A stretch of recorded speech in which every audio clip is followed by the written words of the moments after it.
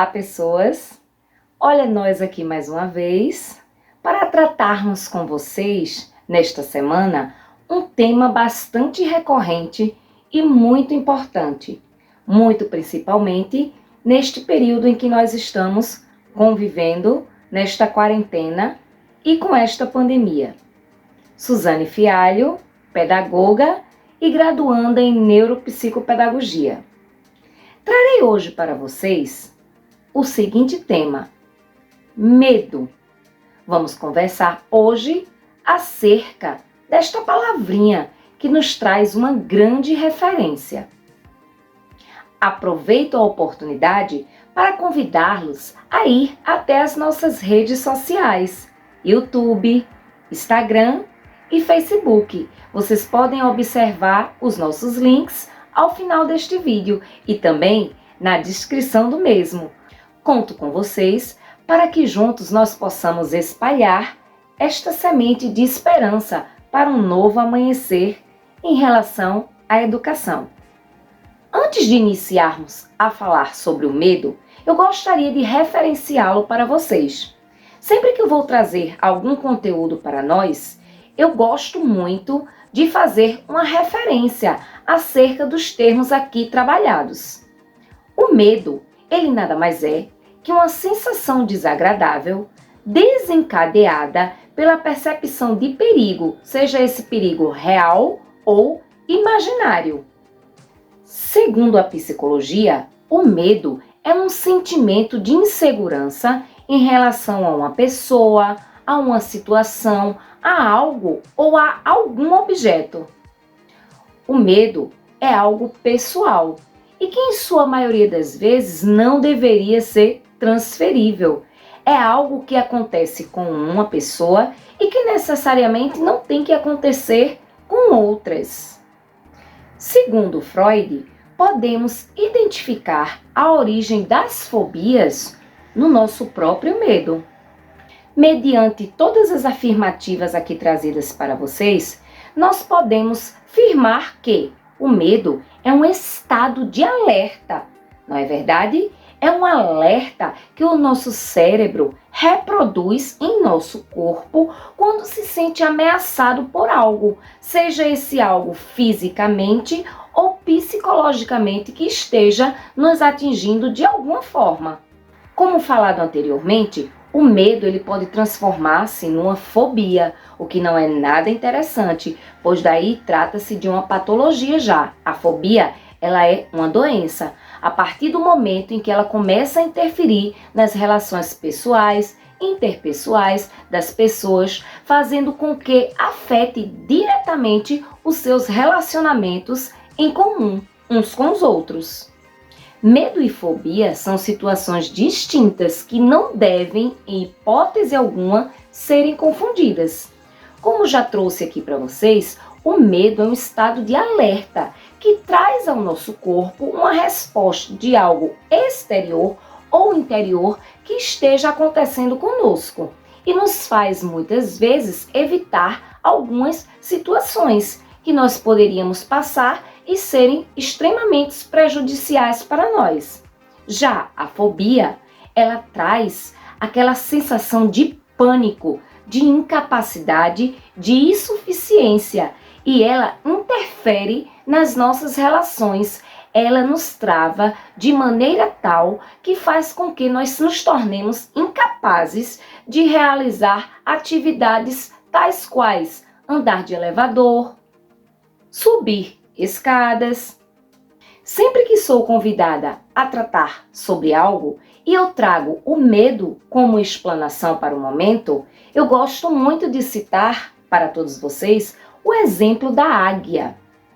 A águia, ela costuma fazer os seus ninhos lá em cima, no topo da montanha mais alta que ela encontrar. Após os ovos eclodirem, o que as águias fazem? Preparam os seus filhotes para alçarem seus primeiros voos. Na verdade, o seu primeiro voo. Então, o que ocorre? Esta águia, ela não determina um espaço para que seus filhotes treinem este voo. O que ela faz? ela corajosamente lança-os desta montanha para que eles consigam alçar os seus voos. E nós temos, não é, as águias como aves de voos perfeitos. Elas dão rasantes e elas conseguem superar-se mediante as limitações existentes naquele período.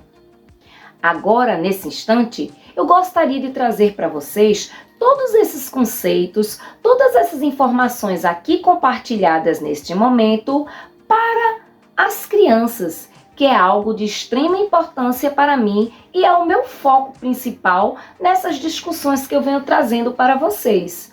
Sabendo que todos os temas aqui relacionados têm um link direto com as relações infantis. Por quê? Porque é necessário que nós comecemos a tratar todas essas situações a partir da infância, para que com o decorrer do desenvolvimento as crianças possam potencializar-se ainda mais. Não que elas tenham que perder o medo, porque nós já vimos que o medo é um estado de alerta e que muitas das vezes nos impede de fazer algo que seria extremamente prejudicial. É como se nos dissesse assim: vamos até um parapeito, não é verdade? Mas aí a gente se amedronta de estar ali porque nós percebemos que há uma altura gigante entre chão e onde nós estamos. Então é o medo que faz com que você barre aquela sua atitude, que reflita sobre aquela sua ação e que tome uma decisão acerca daquilo. Seja recuar mais um pouco, seja desistir, não é verdade? Então, o medo, quando ele é trabalhado de forma a construir, ele é extremamente positivo em algumas situações. Agora eu pergunto para vocês, o que é o medo para as crianças? Já pararam para pensar sobre isso? Como elas reagem ao medo? E como nós podemos auxiliar as crianças mediante este sentimento, muitas das vezes desconhecidos para elas, não é verdade? Quantos de nós já não nos pegamos desmerecendo, não é verdade, o medo de uma criança, desvalorizando este medo? A partir do momento que somos convocados por uma criança a solucionar um medo de escuro, e naquele instante nós minimizamos aquela situação, nós estamos desmerecendo aquela sensação, aquele sentimento, aquela emoção que foi despertada nela. Então cabe a nós fazer o quê? Não subjugá-la, também não potencializar aquele medo. O que é que cabe a nós, enquanto formadores de opinião? Eu falo isso enquanto pedagoga, eu falo isso enquanto mãe, enquanto tia. Então, que fique claro que nós, adultos, somos responsáveis, sim, por formar a opinião destes, que hoje são criança e se tornarão adultos muito em breve como nós. Então, a ideia é não desmerecer, tampouco potencializar este medo. Cabe a nós o esclarecimento acerca deste sentimento, desta emoção que a criança está sentindo naquele instante. E nós temos o mau costume, como eu costumo dizer, de diminuir a capacidade compreensiva de uma criança. Não é verdade? Quantos de nós já não criamos histórias mirabolantes para simplesmente explicar determinada situação para uma criança? Sabemos que em determinadas fases da infância, o imaginário ele é necessário. Porém, mediante outras situações, faz-se extremamente necessário e prudente que sejamos realistas, de uma forma minimizada, sabendo que estamos tratando com crianças, mas que nós não necessitemos fantasiar aquele medo para elas. Então, nós podemos fazer com que esta criança reflita sobre este medo. Por que você está com medo? Por que está escuro? Vamos trabalhar o escuro. Como que é o céu à noite? A constelação nós só conseguimos ver porque está escuro e levar a criança a entender este escuro, certo? Como elas reagem ao medo? Geralmente com choro, não é? refletem em seu sistema emocional, seja com sudorese, seja com sensações de tremor, não é verdade? Então, é muito fácil identificar numa criança quando ela se encontra com medo. As características externas dela pontuam para nós que alguma coisa não está legal naquela situação que ela está vivenciando. E aí eu pergunto a vocês, como que nós podemos auxiliar? Primeiro, não minimizar o medo.